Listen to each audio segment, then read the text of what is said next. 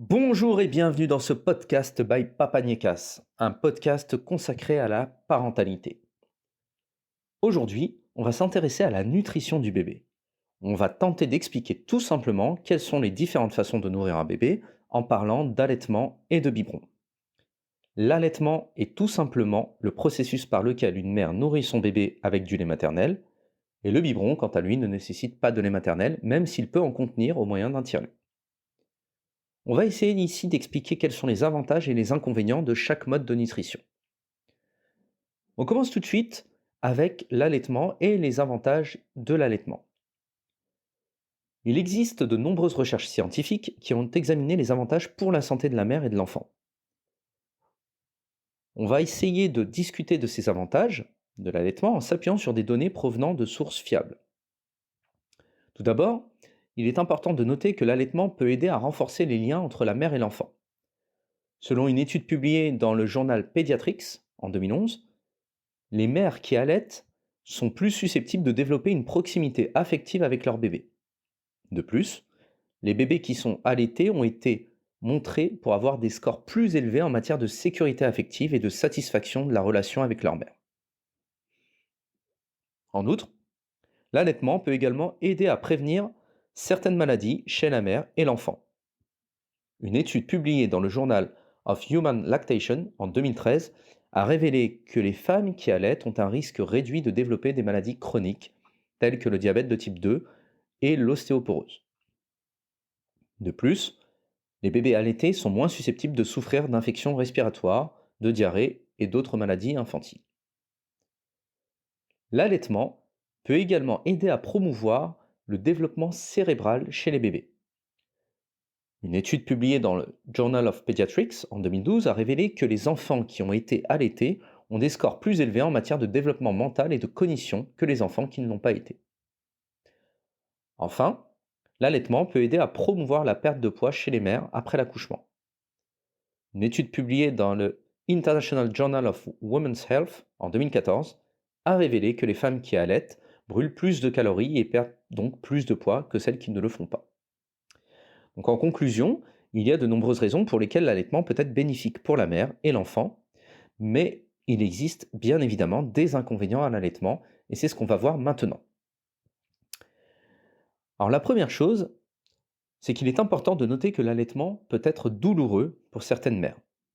Selon une étude publiée dans le Journal of Human Lactation en 2012, environ 30 à 50% des mères souffrent de douleurs au sein pendant l'allaitement, notamment de douleurs mammaires, de crevasses, d'engorgement. Et ça, c'est un point quand même non négligeable dont il faut avoir connaissance.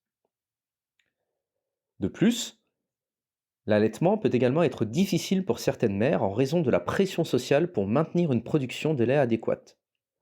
Selon une étude publiée dans le Journal of Women's Health en 2014, les mères peuvent se sentir stressées et découragées si elles ne sont pas en mesure de produire suffisamment de lait pour nourrir leur bébé. En outre, l'allaitement peut également limiter la liberté de la mère. Selon une étude publiée dans le Journal of Pediatrics en 2013, les mères qui allaitent peuvent avoir du mal à quitter leur bébé pour des périodes prolongées, ce qui peut entraver leur capacité à reprendre le travail ou à poursuivre des activités sociales. Enfin, l'allaitement peut également être coûteux pour certaines mères. Selon une étude publiée dans le International Journal of Women's Health en 2014, les mères peuvent avoir besoin d'acheter des coussinets d'allaitement, des soutiens-gorge d'allaitement, des tire-laits et d'autres articles pour aider à la production et à la collecte du lait. Et donc, cela peut représenter un coût significatif. Cependant, sur cet aspect du coût financier, la nourriture au biberon n'est pas forcément une alternative moins onéreuse. Justement, passons à la nourriture au biberon, en parlant tout d'abord des avantages. Alors, juste avant de parler des avantages, il existe cependant des cas où l'allaitement peut être soit difficile, soit impossible, ou tout simplement non souhaité par certaines femmes. Donc dans ces cas, il est possible de nourrir un bébé avec du lait artificiel donné au biberon. Le lait artificiel est élaboré pour fournir une nutrition complète pour le bébé, même s'il ne contient pas les anticorps et les autres composants protecteurs du lait maternel. La nourriture au biberon peut présenter un certain nombre d'avantages que l'on va détailler ici. Tout d'abord, la nourriture au biberon peut être plus pratique pour les parents. Selon une étude publiée dans le Journal of Pediatrics en 2013, la nourriture au biberon peut permettre à d'autres membres de la famille, notamment le père, de participer à l'alimentation du bébé, ce qui peut aider à renforcer les liens familiaux et à limiter la charge mentale de la maman. De plus, la nourriture au biberon peut être plus flexible pour les mères qui travaillent. Les mères qui travaillent peuvent trouver plus facile de préparer et d'emporter des biberons pour leur bébé plutôt que de produire et de stocker du lait maternel. En outre, la nourriture au biberon peut permettre aux mères de mieux contrôler la quantité de nourriture que leur bébé reçoit. Et ça vient d'une étude publiée dans le Journal of Human Lactation en 2012 qui explique que les mères peuvent avoir plus de contrôle sur la quantité de lait ou de formule que leur bébé reçoit, ce qui peut aider à éviter les problèmes de gain de poids ou de maladies chroniques à long terme. Maintenant, la nourriture au biberon, bien qu'elle présente de nombreux avantages pour les parents, elle présente évidemment des inconvénients. Alors tout d'abord, la nourriture au biberon peut, d'une certaine façon, réduire le lien affectif entre la mère et son bébé.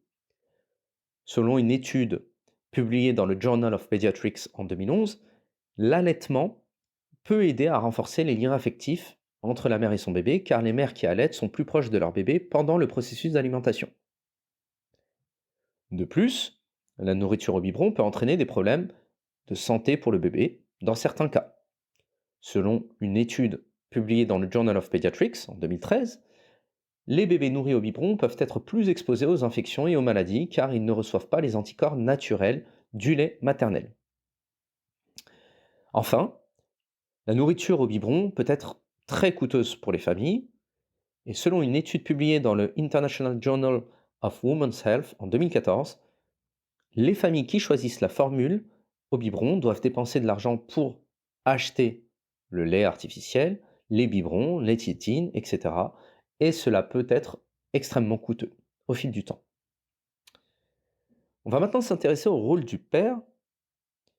Et il est important de noter que la décision d'allaiter ou de donner le biberon est un choix personnel qui revient à la mère.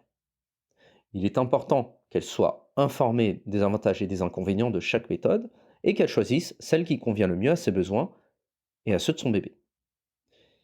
Maintenant, en ce qui concerne le rôle du père dans l'allaitement, il est important qu'il soutienne les choix de la mère, qu'elle allaite ou qu'elle préfère donner le biberon. Il peut, et il doit surtout, aider en préparant les repas, les collations pour la mère, en prenant soin de l'enfant pendant que la mère se repose lorsqu'elle allaite. Il doit également encourager la mère dans ses efforts. Et lorsqu'il s'agit du biberon, le rôle du père peut être également beaucoup plus significatif, car il peut donner le biberon tout comme la mère. Il est également important de se rappeler que l'allaitement ou l'utilisation de biberon ne définit pas la qualité de la relation entre le père et l'enfant. Et voilà, c'est la fin de ce podcast. J'espère que le contenu vous a plu. Si c'est le cas, n'hésitez pas à partager, à commenter, à liker. Et quant à moi, je vous retrouve très bientôt pour un prochain podcast.